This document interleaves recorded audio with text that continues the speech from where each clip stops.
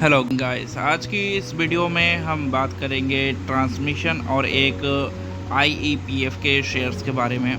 क्योंकि आईईपीएफ का एक ऐसा केस होता है जिसमें इन्वेस्टर बहुत परेशान हो जाते हैं, क्योंकि वो शेयर को पहले क्लेम करना होता है, देन आपको अगर उसमें ट्रांसमिशन या नेम डिलीशन कराना है तो वो प्रोसेस करना होता है, या फिर दोनों प्रोसेस एक साथ करने होते हैं। तो आइए एक बार हम इससे रिलेटेड कमेंट देखते हैं कि आज के इस वीडियो में क्या कमेंट है और क्या आज की वीडियो में ख़ास रहने वाला है। तो आइए एक बार चलते हैं हम अपने वाईटी स्टूडियो की तरफ और देखते हैं आज के लिए क्या कमेंट है।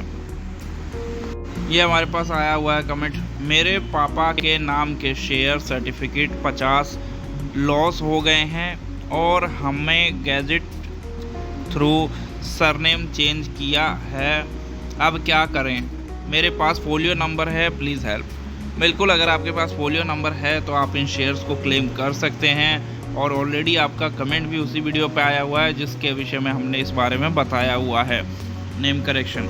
तो इसमें जो आपके पास है नेम चेंज, अगर आपके पास नेम चेंज हुए पड़े हैं शेयर, यानी 2 पार्टों में आपके पास शेयर रहे होंगे, तभी आपका जैसा मैं इस कमेंट के थ्रू समझ पा रहा हूँ कि नाम तो आपने चेंज करा लिया था बट 50 आपके लॉस हो गए हैं।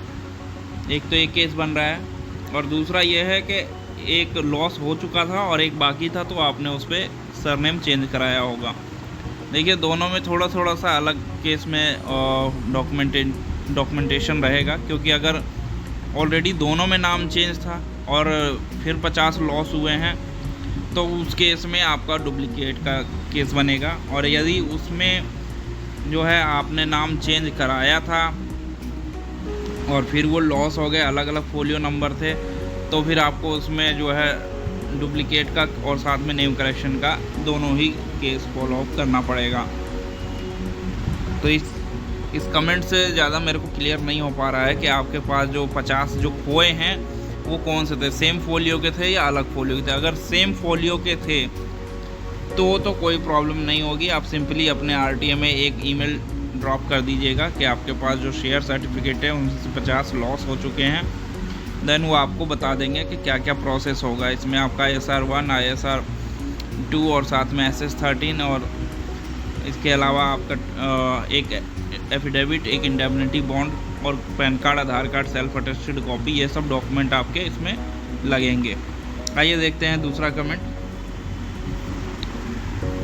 इनका कहना है, I claimed in IEPF in July 2022 to get back my shares. IPF department share credit in my Demat account in the month of September 2023, but till date my dividend has not been credited in my bank account. Please advise.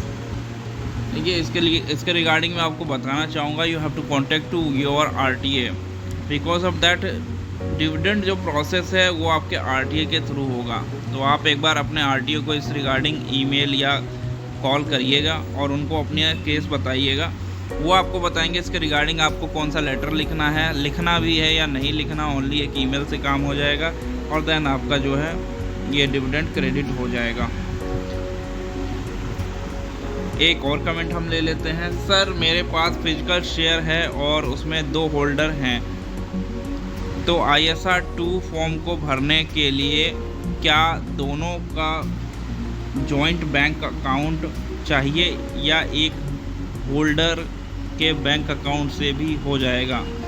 देखिए, ISR2 जो है अगर आपके 2 अलग अलग बैंकों में हैं तो आपको अपने अलग अलग बैंकों से वो साइन वेरीफाई कराने पड़ेंगे, और यदि एक ही बैंक में है फिर भी आपको 2 फॉर्म फिल करने पड़ेंगे और दोनों को अलग अलग वेरीफाई कराना होगा, क्योंकि उसमें जो स्टैम्प और सील की जो जगह होती है वो एक ही होती है, और एक बार में बैंकर जो हैं वो एक ही साइन को अटेस्टेड करते हैं, एक ही को वो वेरीफाई करते हैं।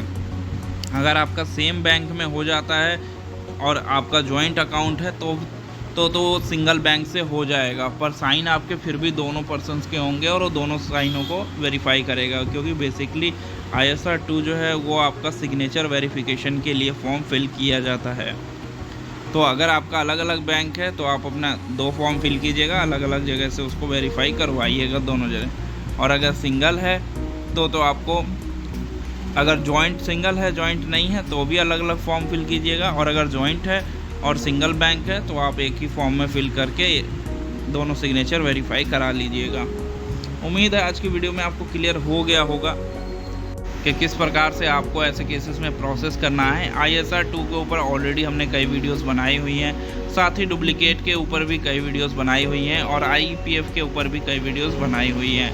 तो तीनों के ऊपर हमने ऑलरेडी वीडियो बनाई है। जो डाउट्स थे वो हमें इन कमेंट्स के द्वारा पता चल गए और हमने दोबारा से उन पर एक बार दोबारा रिवर्क कर लिया, दोबारा से उस पर एक नज़र डाल ली कि कैसे आपको उसमें क्या प्रोसेस करना है।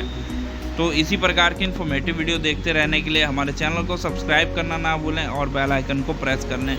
मिलते हैं हम अपने इसी चैनल पे आपसे फिर एक बार किसी नए कमेंट या फिर किसी नए टॉपिक के साथ। तब तक के लिए धन्यवाद।